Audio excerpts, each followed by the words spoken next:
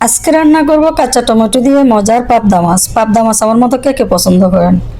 আসসালামু আলাইকুম এভরিওয়ান, সবাই কেমন আছেন? আশা করি আল্লাহর রহমতে সবাই ভালো আছেন। স্বাগতম জানাচ্ছি নতুন আরেকটা ভিডিওতে। তো এখানে আমি আজকে চিংড়ি মাছ কি রান্না করব। চিংড়ি মাছ দিয়ে ফুলকপি, আলু, টমেটো আর হলো সজনে পাতা ভাজি করব।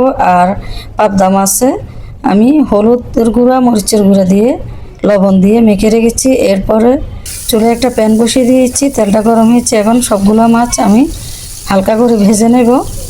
আর এমনিতে যে কোনো মাছ ভাজি করে রান্না করলে খেতে খুবই মজা লাগে। তা আমি সব মাছই হালকা করে একটু ভেজে রান্না করি।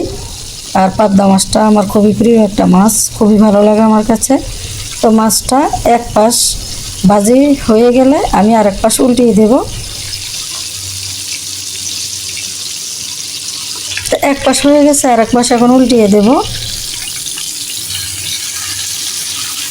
একদম আলতোভাবে উল্টিয়ে দিতে হবে, না হলে মাছটা ভেঙে যাবে, যেহেতু পাবদা মাছটা খুবই নরম মাছ। তো মাছটা আমার ভেজে নেওয়া হয়ে গেছে, সবগুলো মাছ আমি তুলে ফেললাম। এই যে দেখেন, মাছটা একেবারে লাল লাল করে ভেজে নিয়েছি। এরপরে ওই প্যানে আমি কিছু পেঁয়াজ হালকা লালচে কালার করে নিয়েছি, হাফ চা চামচ রসুন বাটা, হাফ চা চামচ আদা বাটা, হাফ চা চামচ জিরা বাটা, আর এক চামচ লাল মরিচের গুঁড়া, হাফ চা চামচ হলুদের গুঁড়া, হাফ চা চামচ ধনিয়ার গুঁড়া, সামান্য কিছু পরিমাণ লবণ দিয়েছি। তো মশলাটাকে ভালো করে কষিয়ে নিলাম। এখন আমি কাঁচা টমেটোগুলো দিয়ে দিলাম। কাঁচা টমেটোটা সিদ্ধ হওয়া পর্যন্ত অপেক্ষা করব। তো ভালো মতো নেড়ে চেড়ে সব মশলার সাথে মিশিয়ে নেব। এখন আমি কিছুক্ষণ ঢেকে দিয়ে রান্না করে নেব। টমেটোটা ভালো করে সিদ্ধ হতে হবে।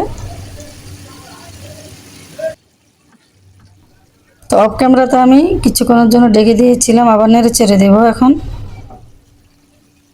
তো টমেটোটা ভালোভাবে সিদ্ধ হলে ভালো লাগবে। তো সিদ্ধ হয়ে গেছে। তো এখন আমি ভেজে রাখা সবগুলো মাছ দিয়ে দিলাম। তো এখন আমি প্রায় 1 কাপের মতো পানি দিয়েছি। তো মাছগুলা সবগুলা নেড়ে চেড়ে মিশিয়ে নেব আমি।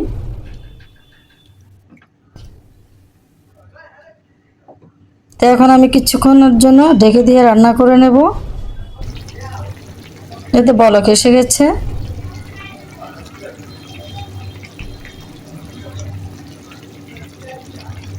তো সাথে আমি পেঁয়াজ পাতাও দিয়েছি। তো মাছটা আমার হয়ে গেছে। ঝোলটা এভাবেই থাকবে, মাখো মাখো করে রাখবো। আমার ভিডিওটা যদি ভালো লাগে অবশ্যই আমার ইউটিউব চ্যানেলটি সাবস্ক্রাইব করবেন। আর ফেসবুক পেজের থেকে যারা দেখতেছেন তারা ফেসবুক পেজটি ফলো করে লাইক কমেন্ট করে পাশে থাকবেন। হিংসা না করে সবাই সবাইকে সাপোর্ট করবেন। সবাই সবার ভিডিও দেখে সুন্দর গঠনমূলক কমেন্টস করবেন। তো হয়ে গেল আমার কাঁচা টমেটো দিয়ে মজাদার পাবদা মাছ ভুনা।